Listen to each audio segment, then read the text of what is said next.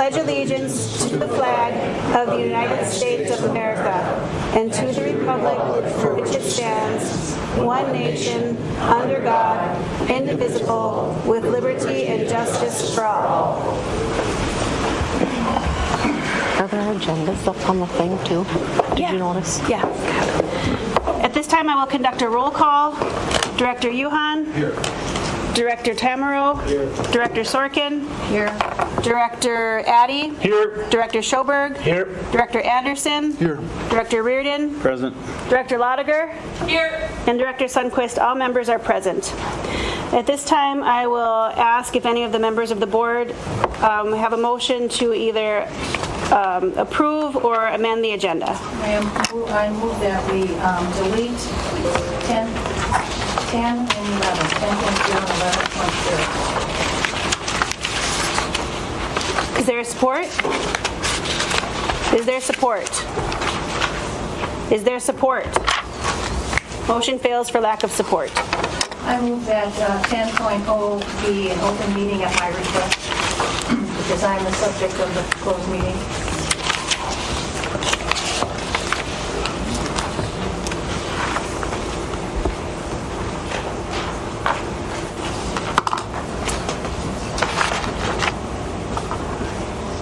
I don't think we need a motion on that. I think you can just ask that it be made public, and we will not go into closed session at that time. So agenda item 11 will be an open session pursuant to request. Agenda item 10. Oh, sorry, agenda item 10. That's correct. Thank you.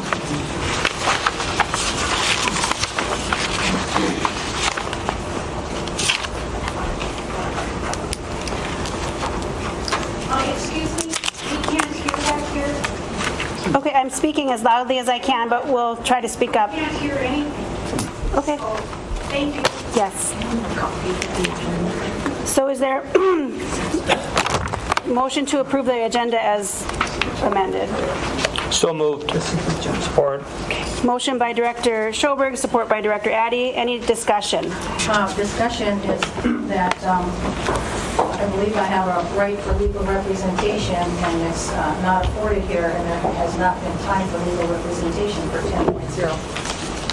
That's my input, that I believe I'm entitled to legal representation. You are not entitled to legal representation, and we will move on at this time. All those in favor? Can you cite why I'm not entitled to legal representation? It's not a due process hearing. But I may want to have legal counsel with me.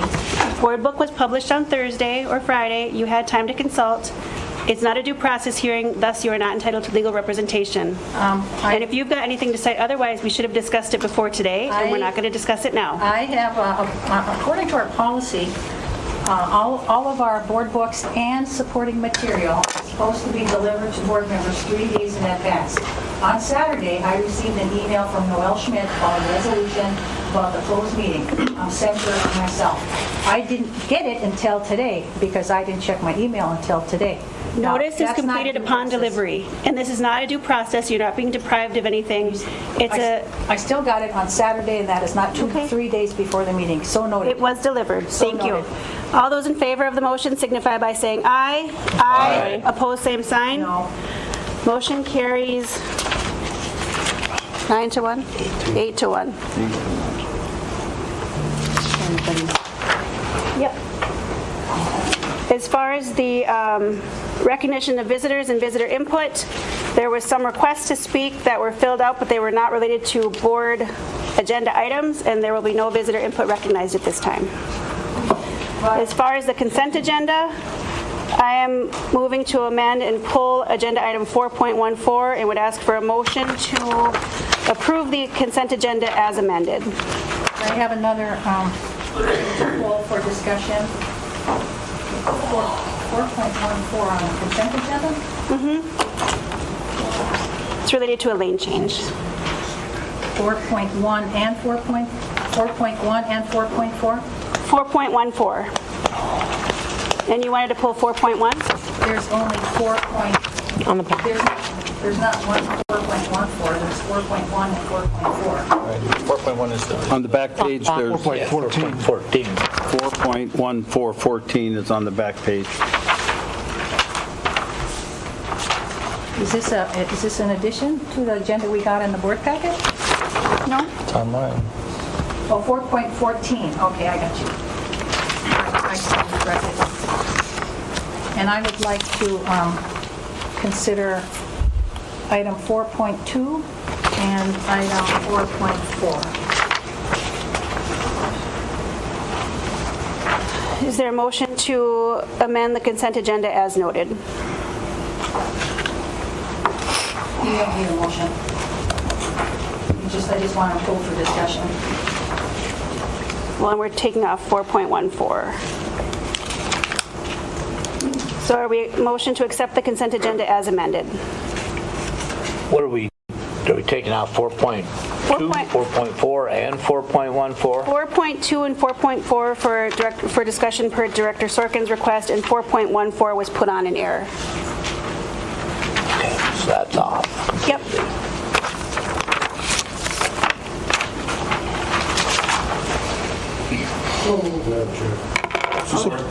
Motion by Tamaro, support by Yuhan. Any further discussion? All those in favor signify by saying aye. Aye. Opposed, same sign. All right. So we have consent agenda item 4.2. Director Sorkin? 4.2 is approval of the July 26th regular meeting minutes, and I don't find them to be complete and correct minutes. As in Roman numeral 2 and 3, Roman numeral 2 is additions and deletions to the agenda. It says none. I attempted to make an addition or a deletion to the agenda, and so did Director Addy, and it was not allowed by the chair. So that is not what actually happened at the meeting. Roman numeral 3, approved the agenda. It was approved by Schilber, seconded by Yuhan. Motion passed 8-1 with Sorkin voting no. I actually moved an amendment to the approval of the agenda. I had a first, there was no second, but the record should reflect that I made a motion to amend the agenda. Can you submit your proposed changes to Stacy and she can direct them to the rest of the board? I know it's hard for me to consider what you're proposing without having a chance to look at it. So we will not approve the minutes of this meeting tonight until they're corrected and I have a chance to review the corrections. Well, and until everybody else has a chance to review your proposed corrections. And everyone. Okay. So we will not move on approving the agenda for tonight. Correct. All right. Thank you. And what was with 4.4? 4.4 is approve the hire of Cassandra Haney for the Positive Community Norms Grant Coordinator effective August 18, 2021. I did request information from the superintendent, a little bit more information about this. There was no additional information in the board packet, and I had some questions about the contract. Will there be a contract? What will the pay be? What will the duration be? What's the job description? And then about the posting, how many applicants were there, and how many were named finalists, and what their names were. I think that's very appropriate information for our 3 board members to have, and for the public to know. So I would ask those questions now. On the board minutes, or on the board, excuse me, Director Sorkin, on the board book, it also says that there's 3 applications, 1 declined. Salary is $46,000 a year in a 5-year position. Where is that, Murray? I didn't get it in mine. 4.4 on the board book, hit on board book on that 4.4, and that will bring that up. Okay, and that was where I got the board packet printed out for me, and I didn't get any. This was on the board book sent. Well, I get a printed copy. Yeah, and It is on the printed copy as well. I don't know, I was Director Sorkin, and I can't see her, there it is, right there, and I can't get anywhere with that. I did, right now. So again, in addition, I did email the superintendent on Friday and asked for that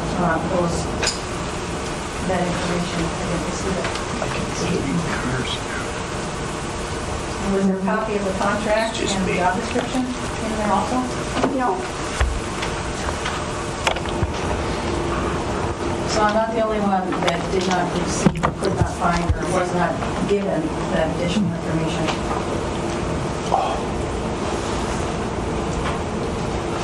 Well, what does the board want to do? Do we feel that there's enough information to approve the hire, or do we want to wait until next time?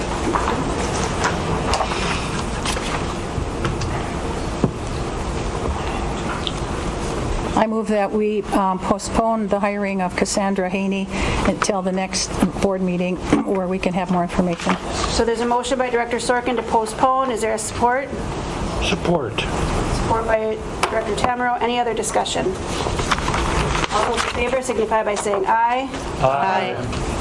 Opposed, same sign. Motion carries unanimously. Under agenda item 5 is construction, and 5.1 is the presentation of the CM contract amendment with presenter Kraus Anderson.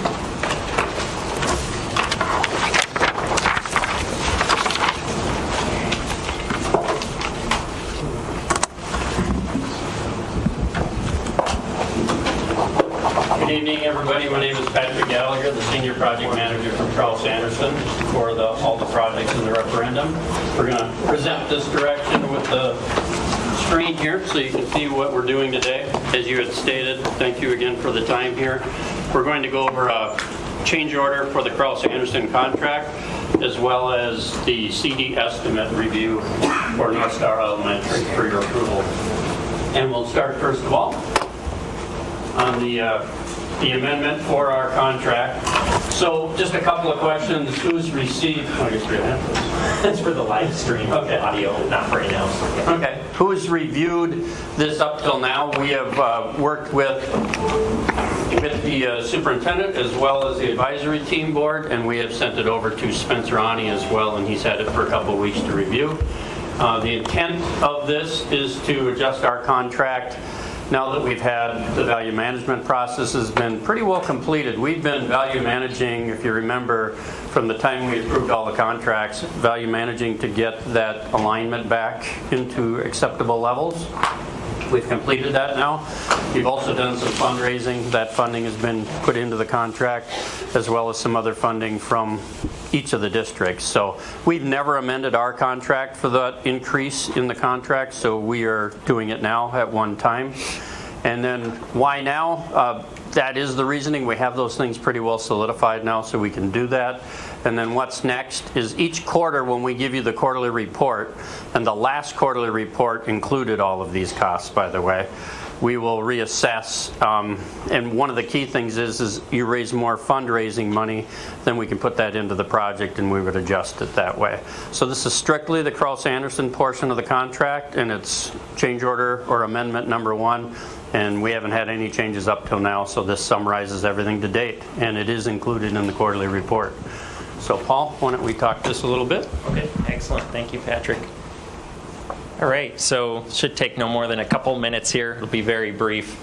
You can think of this like an oil change almost as part of routine maintenance here. We could have done this a dozen times up to this point, and there will be a couple amendments still afterwards. Really the one that matters the most is the one at the very, very end of the project, but we like to keep things up to date, especially after some of these more significant resolutions. So we'll just go through the bottom line summary, hit a little bit more context, and then talk about the timing going forward as well. So the contract amendment is composed of 4 primary kind of different budgets that fluctuate throughout the definition of the funding and the total project costs. And as those continue to develop, those 4 buckets of money are listed on this slide here. The first 3 are budget refinements that were looked at way at the very beginning of the projects before almost anything was known, and based off of industry standard percentages, kind of best guesses, best estimates at those point in time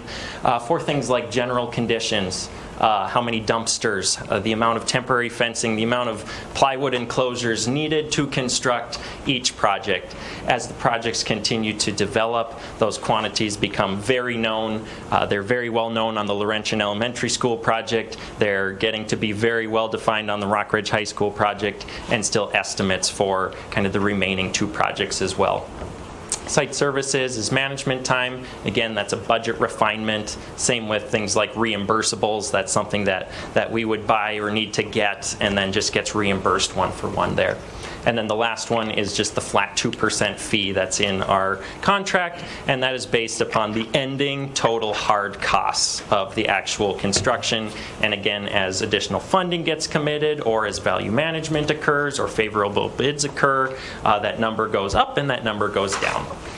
We're just kind of memorializing at this point in time, after 18 months or so of not doing that, where we're at with that. And the total amount right now is a positive adjustment of $375,000. All right. So that number is primarily driven, again, by the additional funding that's been committed to this project to date. So if we all remember, we've all kind of been working off of $183 million for a very long time. 178.5 is kind of the amount of the referendum, and then there was $4.5 million of additional board direct funding, $3 million from, at the time, the Evelyn Gilbert board, and $1.5 million at the time from the Virginia board. No, the $3 million from the former Evelyn Gilbert board, that was earmarked specifically for the Laurentian Elementary School project. Yep. But now it's kind of been. No, it just increases the total referendum contract that our contract is based off as your reason. So. Yeah, my question is basically referring to the spreadsheet where it shows the increase on the high school because of the significant additional $4.5 million in funding. Yeah, so it's easier to see on your board read-ahead packets, of course, which are a little bit closer up here. But the Laurentian Elementary's column is right here. Its original referendum value is shown there. And then that $3 million from the, at the time, Evelyn Gilbert board is shown right there. And so, yep, and that stays into that column. Really, the number that matters at the end of the day is the total of all of those blue columns, sure, which forms the entire value of the project. So, great question. Does that answer your question, Director Schoberg? Excellent. Okay.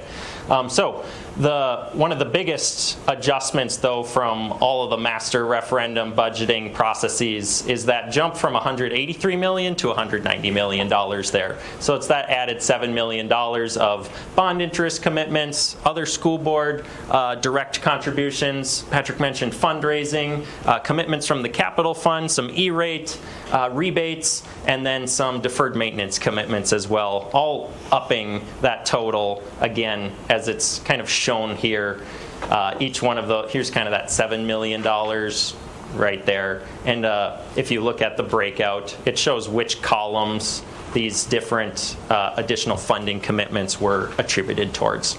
So basically, bottom line, we're at $190 million now instead of $183 million.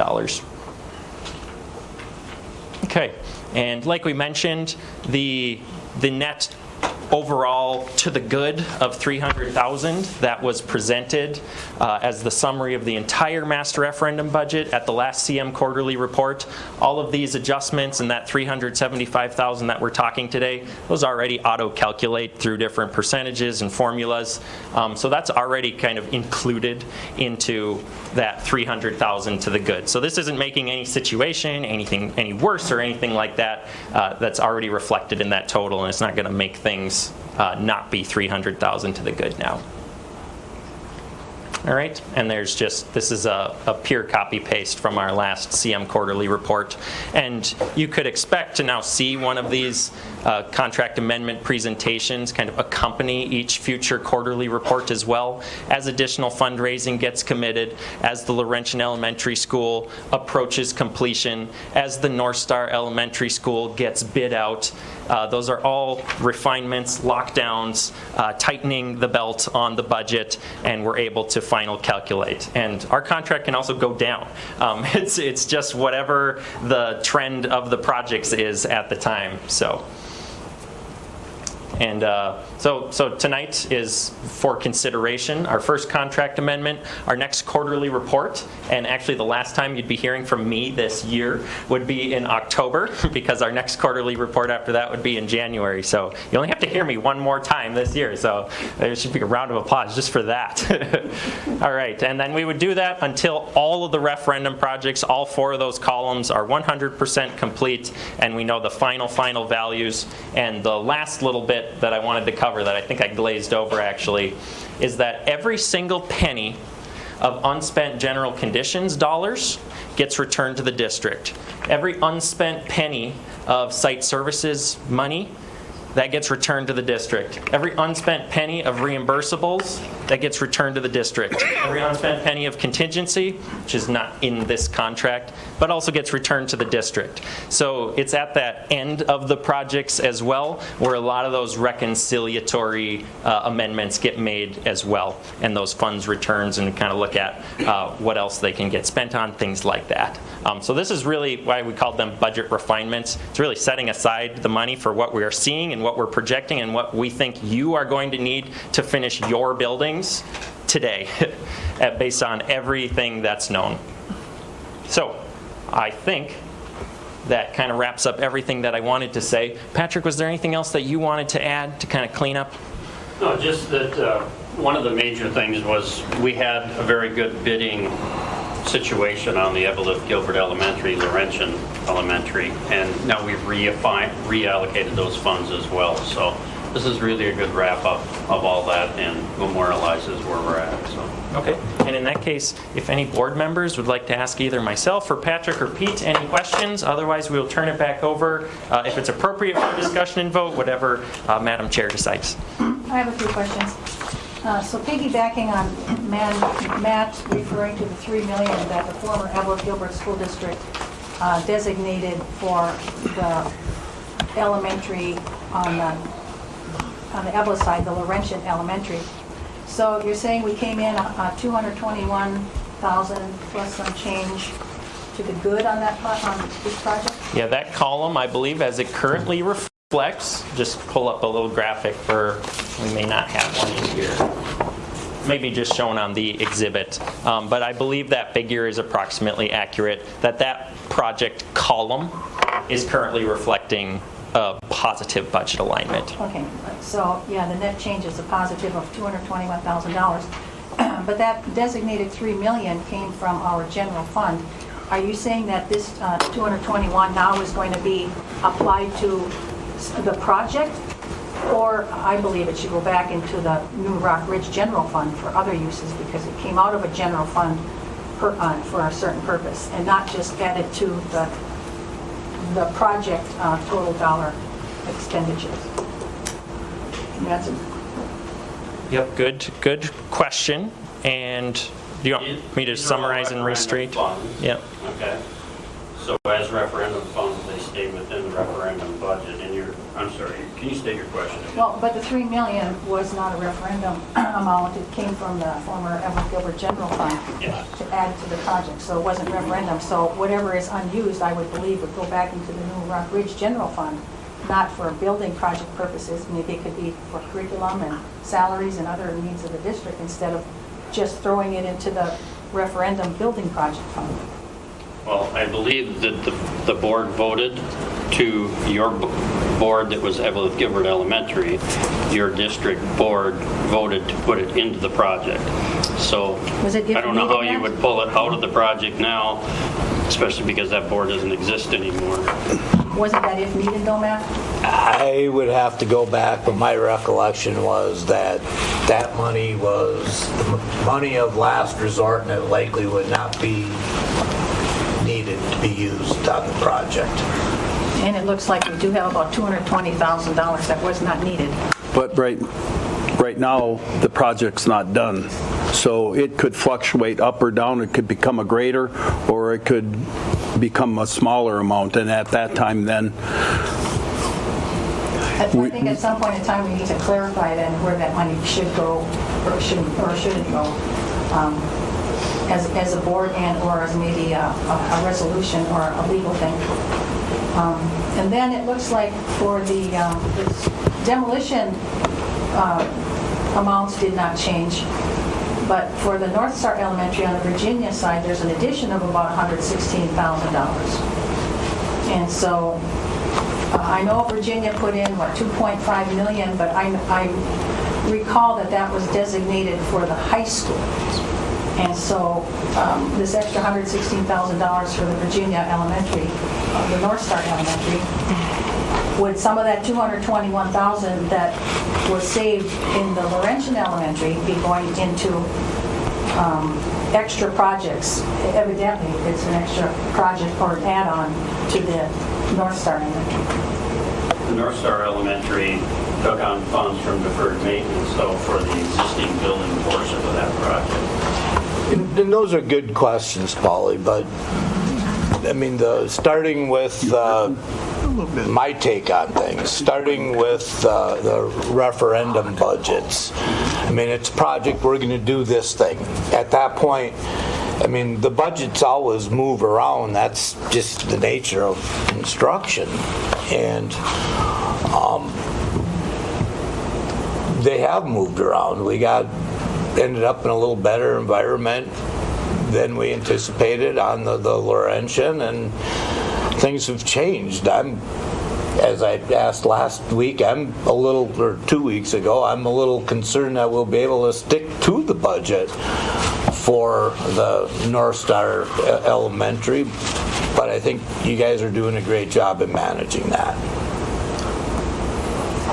So for the Laurentian Elementary, that we were coming up $220,000 to good, are you saying that $200,000, what were general conditions credited back to the project? Do you have like a big portion of it that was something, a big chunk of that, and the $21,000 for management fees? I suppose if the bottom line is smaller, then the fee is smaller. I understand that. That's correct. But what would be, you had said that competitive bids may have come out a little bit lower. Is that $200,000 all attributed to lower competitive bids, or what else is not going to happen that we had planned for in the Laurentian Elementary? A lot of the general conditions is just how we've really watched over the budget for general conditions. Again, general conditions are things like temporary barricades and dumpsters and things like that.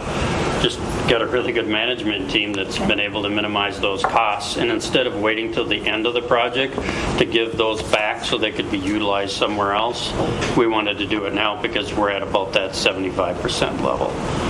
So any one big item? No, there isn't one big item. And the high school is almost $500,000 additional, $480,500. Can you shed some light on what that big chunk is basically for?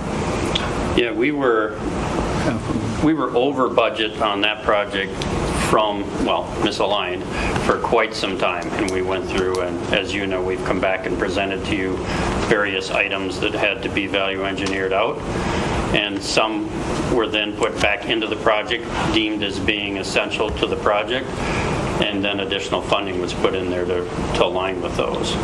So like the athletic lighting and that type of item. The athletic lighting.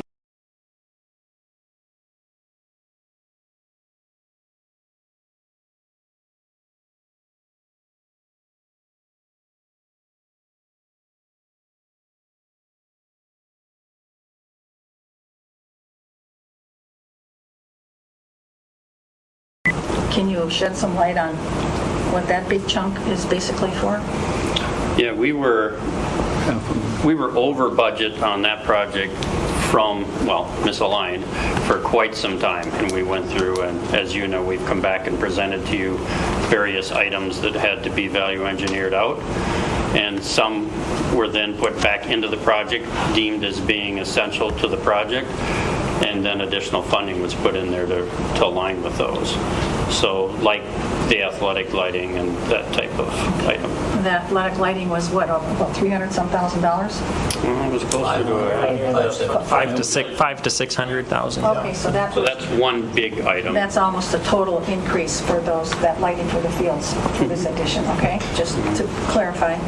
And that was originally in the budget, and then it came out. Came out as a value engineer and then went back in. Yeah, okay. So just, it's a good point, because back when we presented that budget, we said, here's your estimate, here's your budget, there's a misalignment, here's how you can get within budget. We presented those items. Some of those items then were not accepted, and additional funding was put in to cover the ones that you thought were essential. So that brought the contract up. So will that be coming out of general fund money then? This shortage for the lighting, this 480,000, which is most of what the lighting costs were? That where the money comes from is up to the district. I'd have to talk to Capital, Spencer. not general fund. It's coming from the capital pot. What fund is that? Or what? It's the capital fund, as you heard in the board meeting several times over the last couple board meetings, it would come out of the capital. That's where you voted it would come out of. Okay, capital, does that include the long-term facilities maintenance fund? Yep, Is that's it a all- subset of capital. Okay, it's not all of it from LTFM, but it's some of it. Yeah, that particular one couldn't come out of LTFM. Right. It was out of the main capital fund. Capital fund, okay. A discussion for another time would be what will we have to adjust and what will we not be getting now because of that, and that's a budget discussion. Any other questions I for have some more Kraus? questions here. You know, this is a lot of information, a lot of numbers, and I don't see what's wrong with asking questions and clarifications. So my other, on top of your 2% construction fees, don't you also get other reimbursements for other things? I know I had a sheet, I couldn't find it, but, and with the first contract, there was a sheet, and you said this one was already obsolete, that every year, every 6 months, these other fees were going to increase. So that's, I'm asking if that is a different amount of money and a different fund, and what might those numbers be in addition? Basically, there's 4 different pieces of the KA contract. One is general conditions, which we talked about. Site services, which basically pays for our superintendent and the people in this room. Reimbursable expenses are like pass-through type items, that permits, that type of thing. And then our fee is at 2%. So those are the 4 ways that Kraus gets dollars from the referendum. I understand that, but there is another sheet that said for copying and for mileage and for your Director Sorkin, manager. how does this directly relate to the construction amendment? Oh, I think it I don't think it does, Relates and I to the think that these are total amount. questions you could probably ask Mr. Gallagher at another time. Does anyone else on the board have questions for Kraus Anderson? I think they're very relevant, and Hearing none, is there a motion to adopt the contract amendment number 1? So moved. Motion Support. by Director Schoberg, support by Director Reardon. Any discussion? All those in favor signify by saying aye. Aye. Opposed, same sign. no, So there are 7 yeas, 1 nay, and, or no, Murray took 6. 7-1, and Murray stepped out, so 6, 1, and 1 abstention.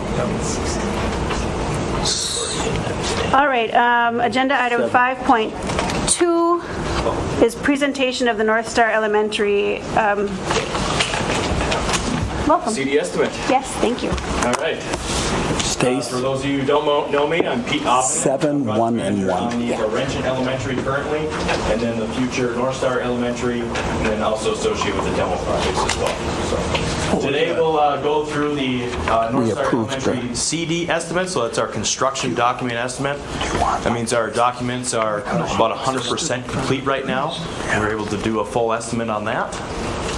So some of the items that we'll talk about is recap of our estimating process for those of you who are unfamiliar with that and where we're at today. And go through our key questions, our current budget status, the referendum budget summary, and then conclusion at the end, any questions that you might have. So our estimating process, we've gone through the planning and project development. We've gone through the pre-referendum. We're now in the pre-construction for the North Star Elementary. And in that pre-construction, we are in the CD estimate phase. So we've come from the referendum budgeting, our schematic design, our DD, and now our CD, and we'll be asking for approval to move on into the bidding phase. So again, just another visual of where we're at in the schedule. Here in August for the CD estimate, and then contractor bidding in January of '22. And for those of you that don't know, the reason why we're bidding in January of '22 is to expedite our mechanical and electrical supply items. They're long lead time items, and we need to get those started in the existing Roosevelt gym in the basement there in March, so that we can have everything up and running before we demolish Roosevelt and start the new elementary school. So, estimate review, our key questions, are the design and budget currently aligned?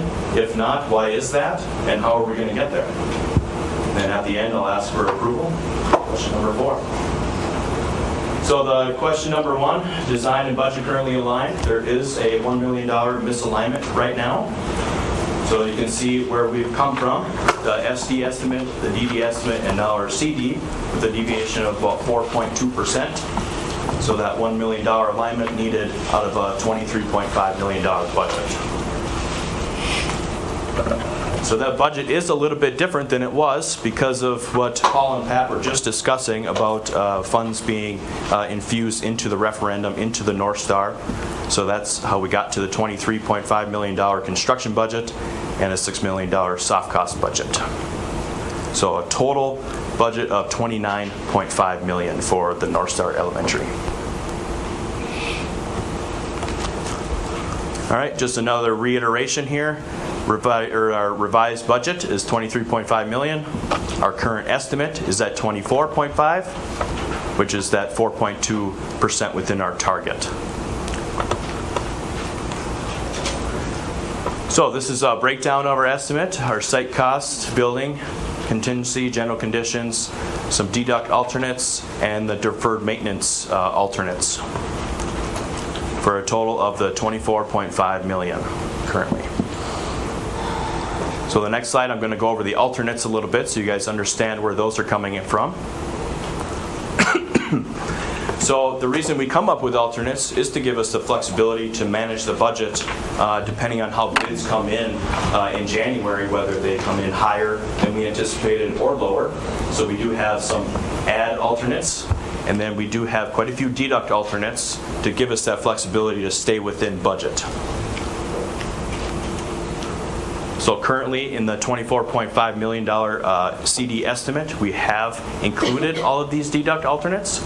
But depending on where the bids come in January, if they come in favorably like they did on the Laurentian, we'll be able to keep these items in the project. So this is just another view of the systems of how the building goes together and come up with that same number. So a recap of the questions. Are we within alignment? We do need $1 million alignment required. And if not, why is that? As you know, right now the market conditions are a little up and down, and the material prices have increased quite a bit. Some are starting to come back down, so that's a good trend to see. But COVID is a big factor of that, of why prices are a lot higher. And then obviously with our inflation, because we're starting in 2022, we got to add on that inflation. I have a problem with that because initially we were supposed to start this later. We moved the construction up at least a year, so we're saving money by doing an earlier construction than what we had originally planned on. That should be a savings, it's not like we waited. We were going to start construction at least a year later. We moved the schedule up by moving the students to the Franklin for a year. And we did that all before COVID came, and I didn't have that forecasted. Well, I understand. I understand all that, but don't say it's inflation. The costs have gone down because we moved the time frame up. We haven't moved it back. We did save 1 year of inflation. Yes, but here you're saying It cost us 3%. We saved 3%. I'll tell you what, bear with them because there's a slide coming here that I think will answer your question. Yes, we saved 3% at the time when we did that. And then COVID happened, and then prices have increased well in excess of 3% at this particular point in time. That's not surprising at all. And yes, So you knew COVID was coming. I didn't know COVID was coming, but I know construction costs have increased dramatically in the last. Primarily because of COVID. Yes. Yes. And So blame it on that. Don't blame it on inflation because it's not. We've saved money by moving it up from what it was originally planned to do it. That's correct, and we adjusted that budget accordingly, and now that budget is receiving today's market influences of COVID. Stick with me just a minute, we'll come back to you. Let them go through the rest. All right, at least change your presentation Okay. at request. Okay. If not, what we need to do, as I mentioned in the previous slide, manage those alternates for flexibility, whether we add, delete, change, do some value management throughout the finalization here of the design process, and then possibly reallocate owner soft costs if absolutely needed. So, there's a lot of information on this slide.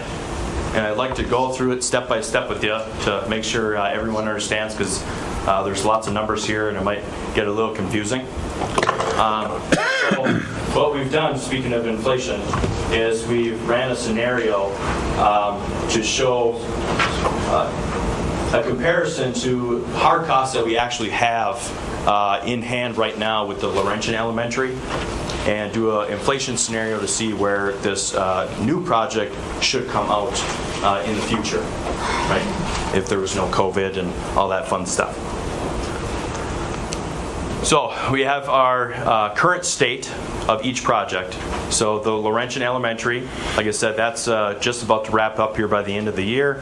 We have our total hard costs. We got a cost per square foot. And then the North Star Elementary, we're at our CD estimate, that's at $24.5 million, and our cost per square foot. There's the Say those costs because they can't necessarily. Oh, yeah, sorry. So the Laurentian is $294 a square foot, and the North Star currently in our CD estimate is $356 a square foot. So that, just to interrupt this. Yep. Quite a big difference. About 18%. Right. And given that, now the question is the market going to return to that plus 3% inflation? Is it going to go there? Or is it going to be something in between, or where is it going to go? Because, I'm going to steal a little bit of Pete's thunder. Before we cry wolf and say we're $1 million over and let's cut yet another $1 million out of the design that the design team has come up with by talking to your user groups, your educators out there that you all work with day in and day out with the administrator. Before we do that, we want to make darn sure, are we overreacting? Are we cutting too soon? Or should we analyze this and see where do we think this is going to be in January, February when we bid, and then base it off of that. So keep that in the back of your mind as he leads through the rest of this, because that's important. What I don't want to do is cut another $1 million out of this, and then we get to February and you're $2 million under. And you go, why did you cut all this? I mean, why did we go through this whole process and not have a facility that we said we needed for education? So that's why we're comparing it to the Evelyn Gilbert Elementary and making a prediction based on that. Okay, go ahead, Pete. Thanks, Pat, for clearing that up. So that was the current state. Now our inflation scenario, and again, it is just a scenario. We're using a 6% inflation per year for 2 years. So that's 12%. So we're already doubling the inflation in this scenario. So with the Laurentian Elementary, that dollar per square foot, adding that 12% inflation adds you another $35 a square foot for a total of $329 per square foot. Now, if you compare that to the current CD estimate of North Star at $356, that's a $27 per square foot difference.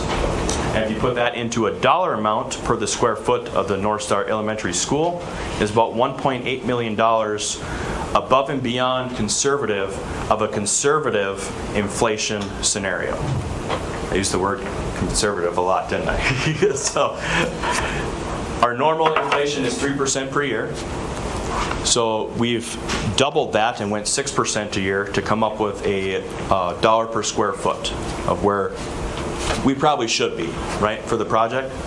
Well, we are above and beyond that in our CD estimate to make sure that we're covered for this volatile market because of COVID and all that stuff.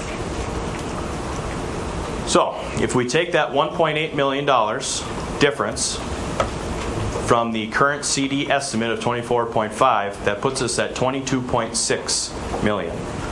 So we're calling that the post-inflated market adjusted estimate. So that brings us down to a normal inflation from a couple of years instead of having COVID be a part of the factor, right? So if you compare that number to our current budget that we're allowed, it does put us under budget about $800,000. So I threw a lot of numbers at you. So wrap this up. If we do our inflation scenario, it should be about $329 a square foot. Our CD estimate is $356 a square foot. And we have to be $340 a square foot or less to stay within budget. So with that, we believe that a $1 million required alignment is feasible and is reachable when it comes to bid time in January.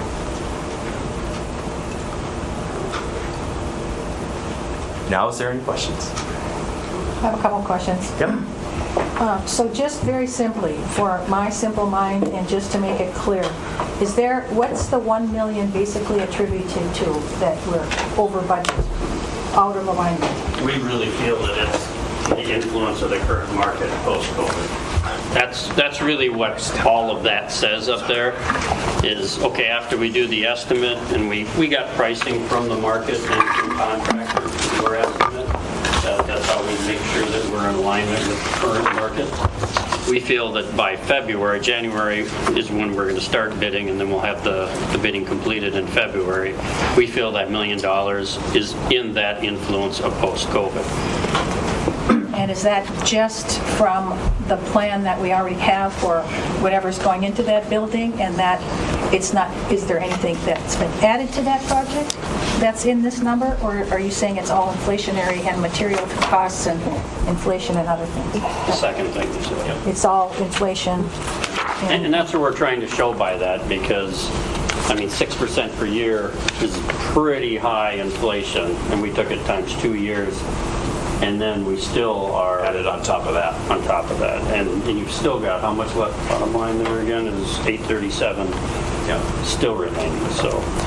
So the dollars per square foot for the Laurentian and the North Star, the 294 for the Laurentian and the 356 for the North Star. Yes. Square footage should be square footage. Are you saying that difference is attributed to the inflation too, and that number is the $1 million number? A large percentage of that is due, I mean, it's a different project, right? It's in downtown Virginia versus out in the woods, and it's not rock. And so there's a lot of influences, but a large portion of it, at least $1 million of it, we do feel is due to the COVID market, post-COVID. And then the other part of it is location, materials? Just different design and different area. Is it partially attributed to different materials used to? Sure, Okay. yeah. Because that's all part of that. Because that's a brick building. Brick versus Corten. That is correct. And then there's terrazzo versus maybe vinyl or linoleum, right?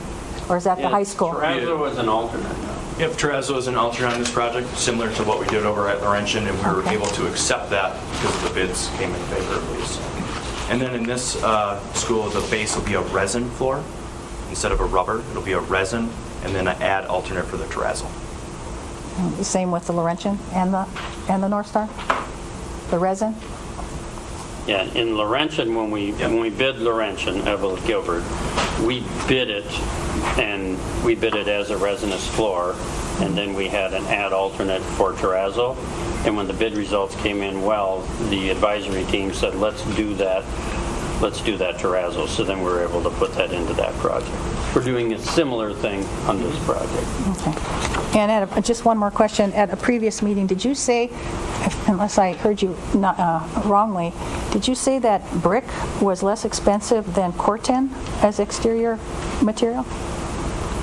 Well, when you say Corten, you mean metal panel? Yes, the rusty metal panels that will go on now. Yeah, so the high school has the rusty metal panels. Okay. The Evelyn Gilbert Elementary or Laurentian has painted pre-finished panels. So they're two different types of panels. Mm-hmm. But the brick does become pretty comparable in price to those metal panels. Okay. It's not less expensive, but it's comparable? Yeah. 'Cause Okay. what you pay in material on brick, you pay more out in the layers and the labor to apply those metal panels. All right, just one more comment. If it were comparable, in my estimation, maybe we should have gone with brick too. So that's all I have. Any other questions from those? Does anyone want to make a motion regarding the contract amendment number 2? Or no, never mind. Sorry, approval of the North Star Elementary CD estimate. I'll support. Oh, I'm going to give, I think it was Director Lotiger for support and Director Yuhan for the motion. Any other discussion? All those in favor signify by saying aye. Aye. Opposed, same sign. Motion carries 7-2. Agenda item number 6 under reports. 6.1 is a thank you to Kimmy Christensen from the Freeze 32 Degrees and all of the local businesses and families that helped to make the Parkview Stuff the Bus a huge success. They were able to bring in lots of supplies to help students who are in need. 6.2 is the superintendent's report. Dr. Schmidt. Thank you, members of the school board, and I'll stand up here because I know you can swivel around. Topic for tonight is COVID. Everybody's interested in what are we going to do for COVID. So my report tonight, and I'll go over this, some things that we could do. Now, last year, you directed me to make the COVID decisions, and we met with the COVID team, and that kind of guided us throughout the school year. Now, this year, you haven't said that, so what I'm going to show you tonight and talk about is this is what we're thinking, and then I'm looking for feedback from you.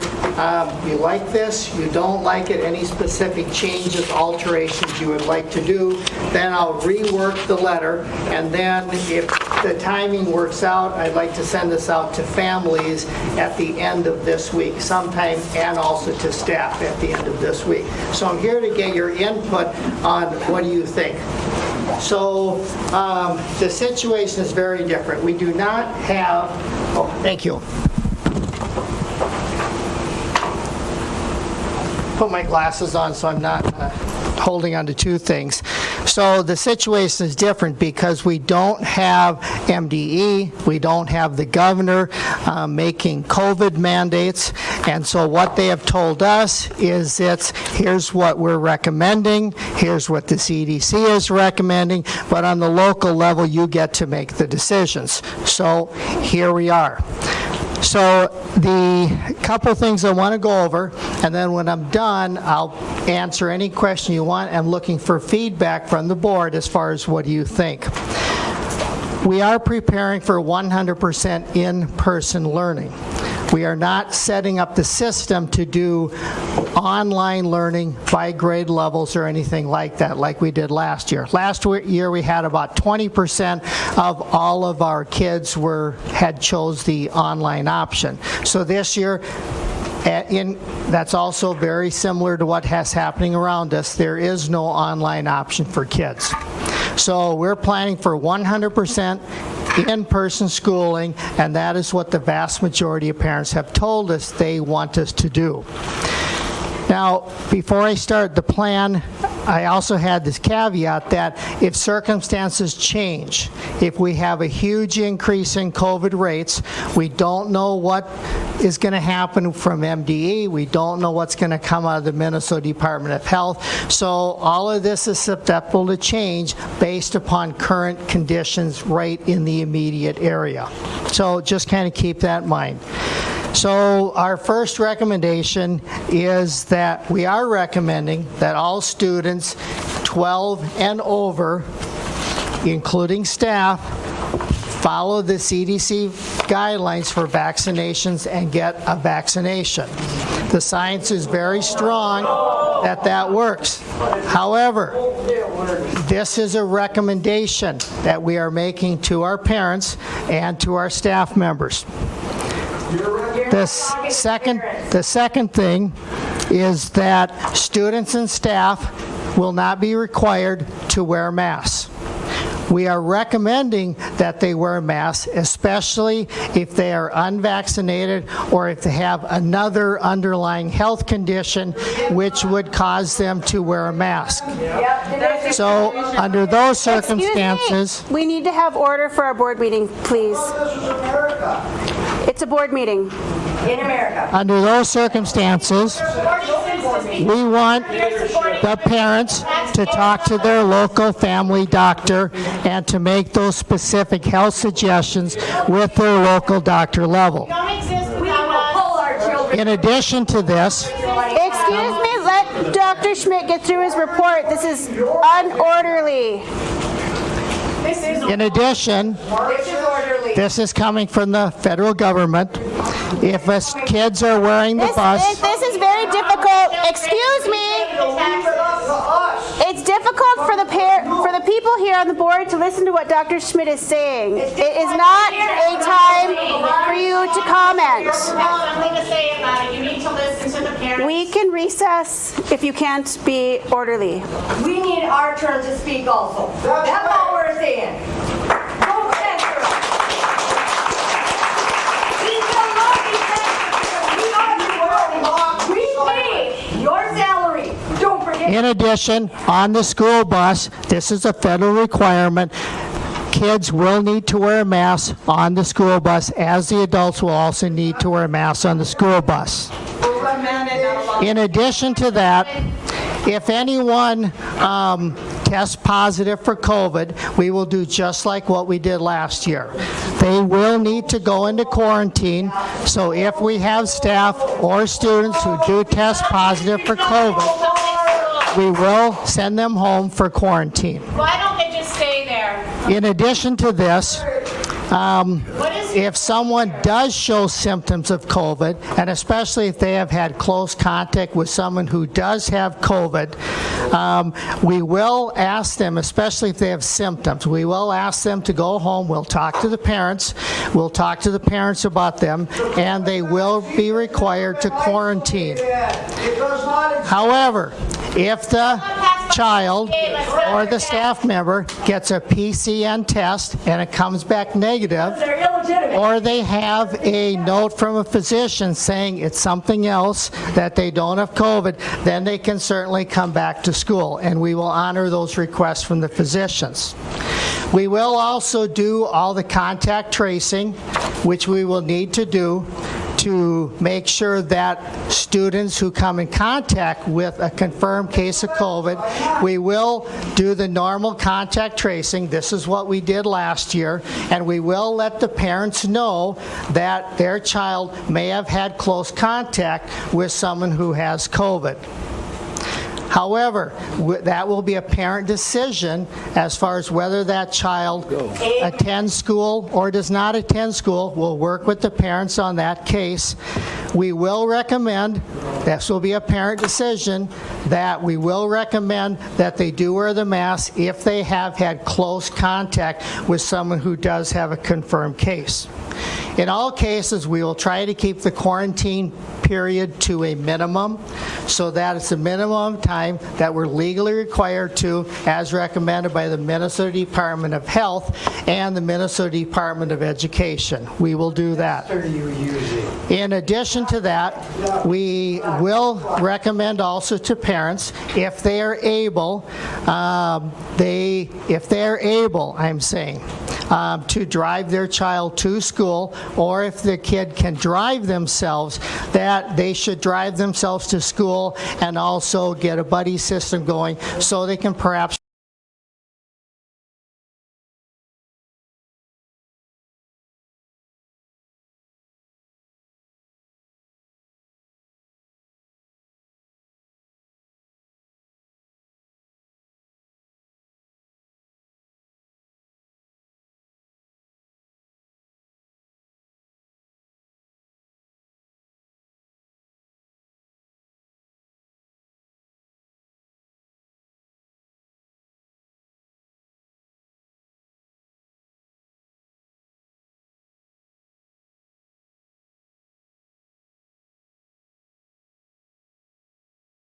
saying, to drive their child to school, or if the kid can drive themselves, that they should drive themselves to school and also get a buddy system going so they can perhaps ride with someone else.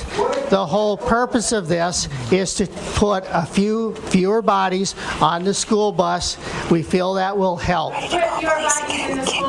In addition to that, we will also continue to offer hand sanitizers in key locations throughout the school. We will also space out students as much as possible, and we will also regularly clean the high-touch areas. So that is, in general, what we're thinking about with their kids and staff for the start of the school year. Now I'll stop, and then I'll ask members of the school board if you have any questions or things you would like me to change, word differently. Do you ever listen to Questions from the school board. Do you ever listen to parents? Are there any questions from the board members? Ma'am, if you can't contain yourself, you will have to be removed. I will gladly remove myself after I walk.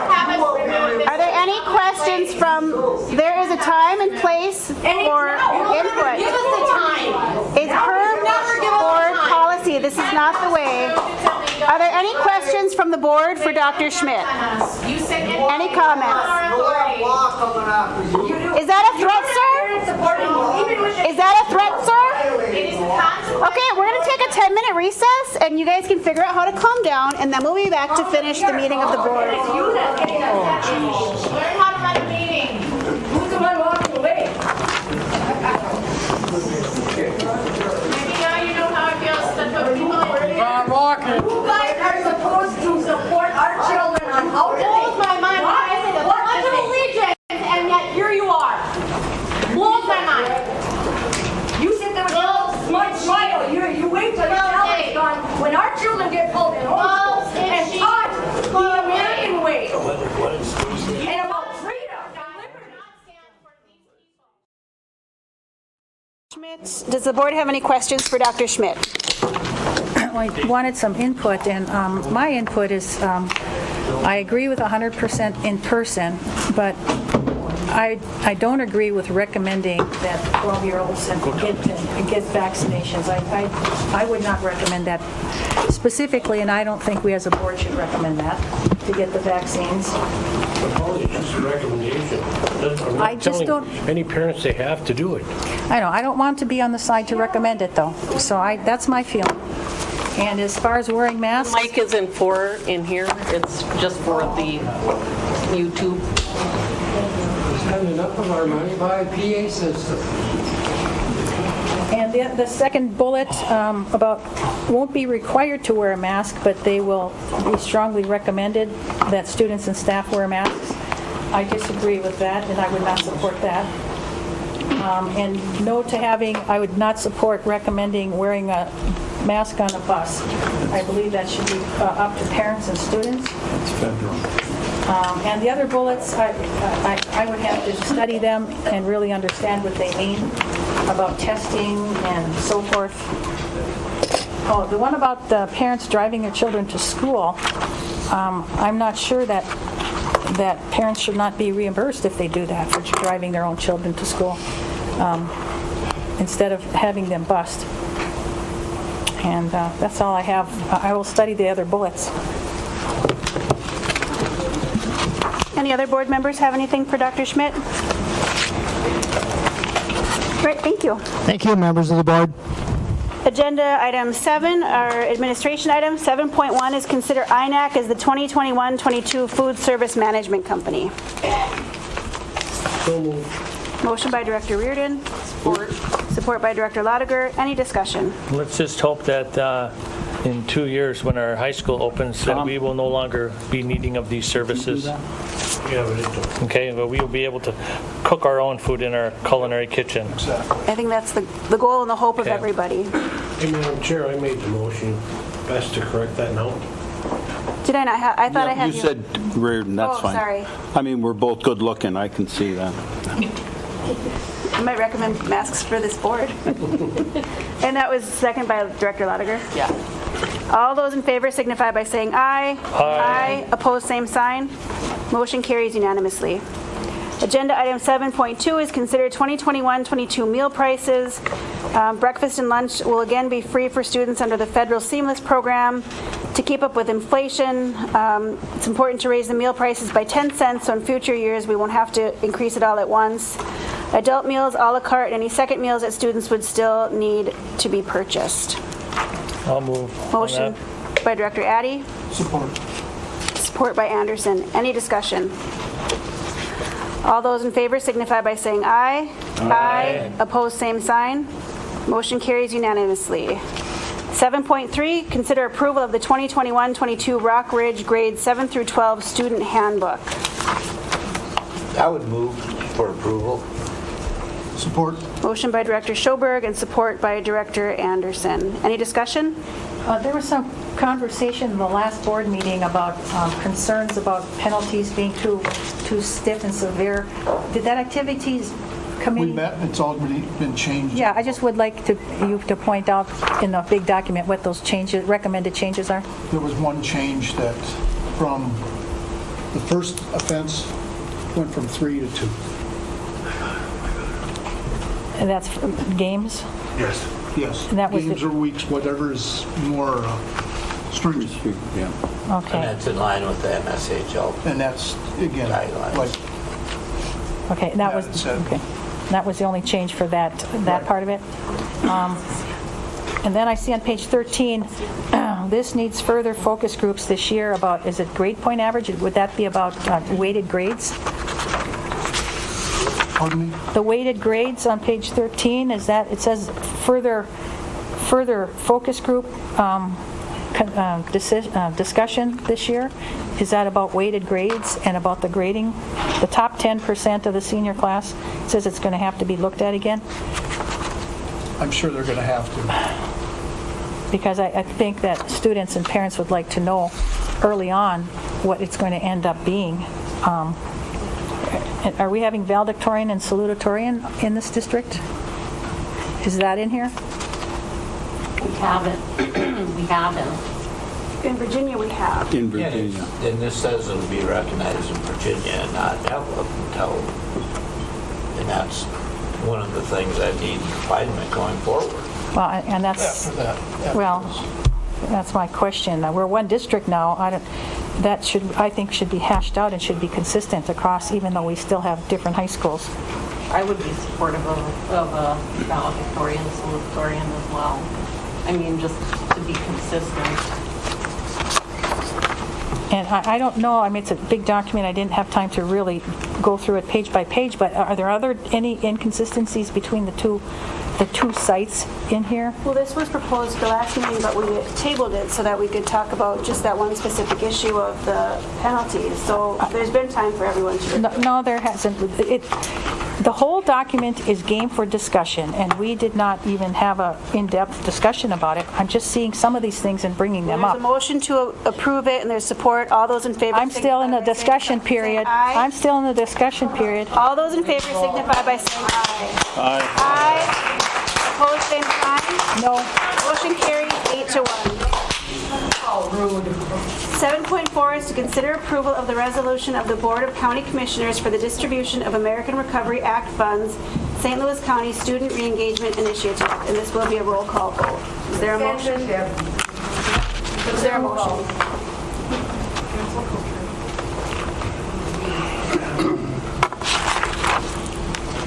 I'll move on that. Motion by Addy with support by Director Lotiger. Treating board members. Any discussion? Because she's not following it. I will ask that everyone remain quiet, please. Is there any discussion on this? We'll do a roll call vote. Director Reardon? Yes.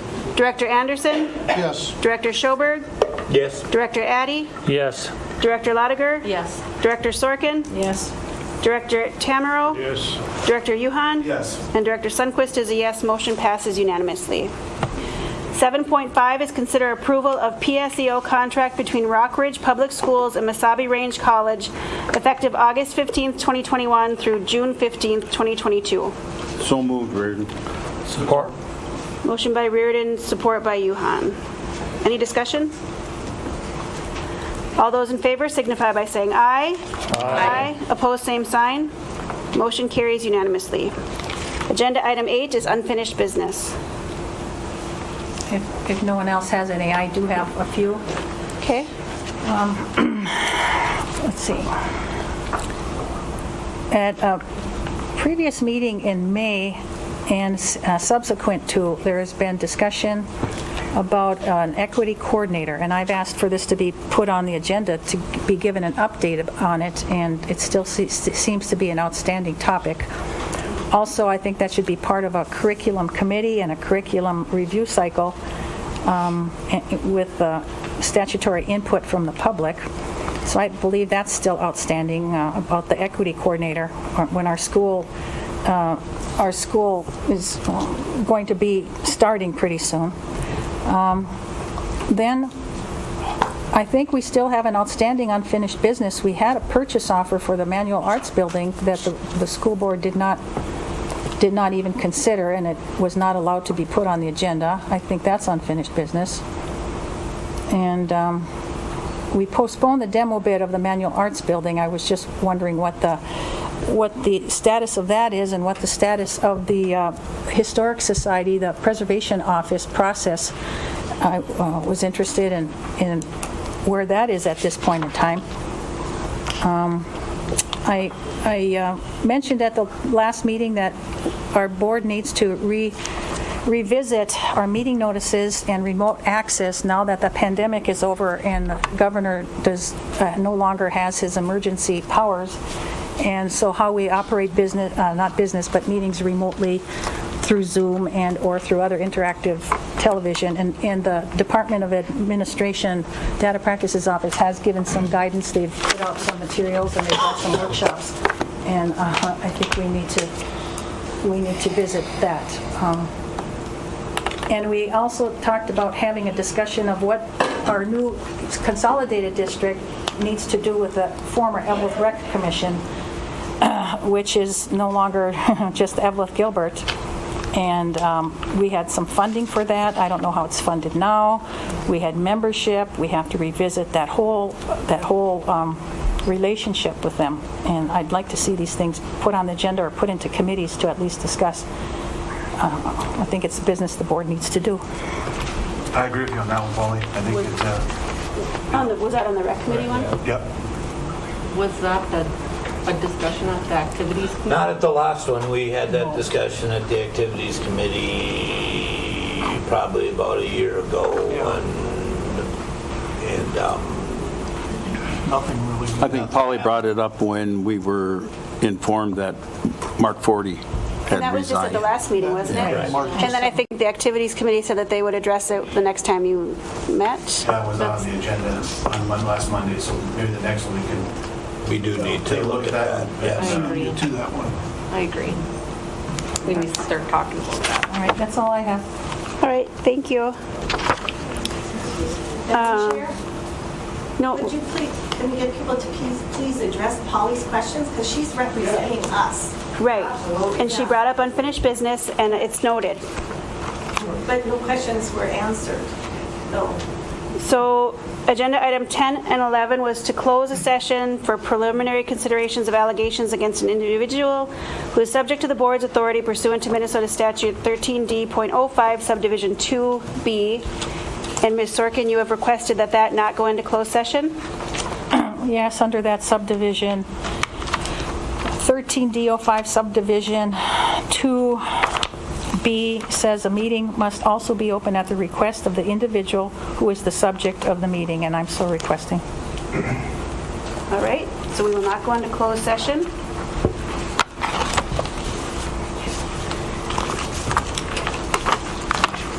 At this time, the board is to consider a resolution censuring a school board member, and I will read this. Whereas Pollyann Sorkin is a member of the School Board of Rock Ridge Public Schools, Independent School District 2909. Whereas Ms. Sorkin has failed to respect and follow the district's policies, including the district's rules of orders at board meetings. Whereas Ms. Sorkin has failed to respect data privacy laws while acting in her capacity as a board member. Whereas Ms. Sorkin has failed to carry out the district's mission and has actively undermined the district's mission by refusing to work with the board's negotiation committee on a contract, undercutting the district's mission on social media and more. Whereas the board has determined that Ms. Sorkin's failure to follow the district's mission, policies, and her inappropriate disclosures of information provide a legitimate basis to censure her. Now therefore be it resolved by the board as follows. The board censures Ms. Sorkin for the following reasons. A. Ms. Sorkin has violated district policy and has failed to take direction from the board chair. District Policy 203.1 outlines the rules of order for meetings and provides the board chair can give direction to other board members. Ms. Sorkin has been unwilling to accept direction from the board chair, Stacy Sundquist, in board meetings. Ms. Sorkin tends to waste meeting time with questions and non-tangential comments. For example, Ms. Sorkin consistently brings up older topics the board has already discussed and acted upon. B. Ms. Sorkin has failed to respect data privacy laws, District Policy 205, open and closed meetings, and District Policy 406, public and private personnel data. She revealed private data at a general board meeting, including private data on personal issues, which was previously discussed in closed session. This conduct violates district policy and data privacy under the Minnesota Government Data Practices Act, which all public officials must follow. C. Under District Policy 201, board members are responsible for the care, management, and control over district schools, and they must, quote, carry out the mission of the school district with diligence, prudence, and dedication, end quote. Ms. Sorkin has at times acted against the mission of the district. For example, she has been unwilling to accept the district's legal counsel's advice and has failed to support board actions after action has been taken in board meetings. She has undermined board committees. For example, she was removed from the negotiation committee for refusing to sit down with the committee and discuss a new contract. Ms. Sorkin has also published misleading and inaccurate social media posts which contradict official board actions and discussions. 2. Ms. Sorkin has been advised of many of these concerns. The above described conduct demonstrates that Ms. Sorkin abdicated her responsibilities as a member of the board in favor of her personal interests. 3. The board hereby removes Ms. Sorkin from any and all school board committee assignments until such time as the board decides that Ms. Sorkin may again be assigned to committees. At this time, I would entertain a motion and support. Ms. Sorkin speaks for the parents, is what it sounds like. Is there a motion? Not a clone. She won't follow. Is there a motion? That's what's Motion by Reardon, is there support? She has the parent support. Support by Anderson. Let them hang themselves. Any discussion? I have questions and comments to make. First of all, I deny each and every allegation, and I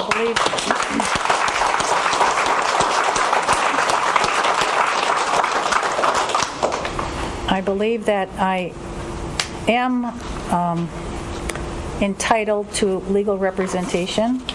We even have a policy and a statute about school districts indemnifying and providing legal support to teachers, other employees, volunteers, and board members, as long as I was accused of this as somebody in the school district that you have control over. And that if I'm operating in my capacity as a board member, I believe, it's my opinion, and I will get more legal advice on this, that an attorney should be provided to me by the school district. That's in our policy and that's in statute. So I would like to address some specifics of this resolution for censure. Number one, on policy 201, you quote policy 201, failure to take direction from the board chair, and that the board can give direction to other board members, that I was unwilling to accept direction from the board chair, and I tend to waste meeting time with questions and non-tangential, whatever that word is, comments. I consistently bring up older topics the board has already discussed and acted upon. I would like to have specifics of specific numbers of that policy that I have here, and for example, if it's Roman numeral 1, number 2, 3, or 4, I would like to be afforded that specifics of what numbers and what Roman numerals of these policies, all of them, that you can circle them or whatever, that you think that I have violated. And I would like for all of these specifics of what you mean by dates, meetings, agendas, and what I actually said or didn't say. So every one of these allegations, I would like specifics, and not just things that I tend to waste time. I would like to know when I wasted time. And number B, I failed to respect data privacy in policy 205 and 406. I revealed private data at a general board meeting. What private data and which parts of those two policies, which specific parts are you referring to that I broke? C, under policy 20, at times I acted against the mission of the district. Well, I don't know, you did not say what the mission of the district is, and how I acted against it. I mean, these are allegations, and these are they're all subjective. There's no documentation. I'm just asking for proof and documentation of all of these allegations. I was unwilling to accept the district's legal counsel's advice and failed to support the board action after action has been taken in board meeting. Well, if that's a reason to be censured because I disagree with an opinion of an attorney, I think there's still freedom of thought and freedom of speech and freedom of everything in this country.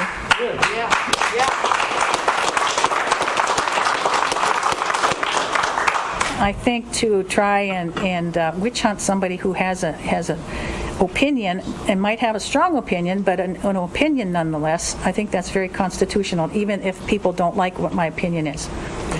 I refuse to sit down with a committee to discuss a new contract. That wasn't a refusal. I don't have to explain here, but I would like specifics on that because there's always the other side of the story. I published misleading and inaccurate social media posts. I would like to know which ones they were and how they were misleading and inaccurate, because misleading and inaccurate can be very subjective things. And I contradicted official board action and discussions. Please document specifically what you are speaking about. Number 2, I had been advised of many of these concerns. Please document when and where and how you advised me of these concerns. What concerns? All of the concerns? I've abdicated my responsibility as a member of the board. To the contrary, I think I've been a very cognizant, very thoughtful, very researching, very dedicated board member to students and parents in the district and our communities. And what else? I don't know. It sounds like on number 1, I don't know, Stacy, did you write that? It sounds like you wrote number 1 about me unwilling to listen to the board chair. I would ask you that, but then I would like to know who generated this, who started this, who precipitated this, and who is the person that precipitated this. Go ahead. And I'm just keeping those questions going because we also have a complaint policy in the district, and I don't know that a complaint policy has been filed. If it was a verbal complaint, was it a written complaint? Do I not have the right to have a copy of this complaint that generated this censure? And so there are very, very many unanswered questions. I think I've been very unfairly treated. That's all I have to say. And I will be getting some legal counsel. It's not a threat, Murray. You've accused me of threatening you before. It's just a statement in a different meeting. And so I'll have to, because I've been wrongly accused of all these things.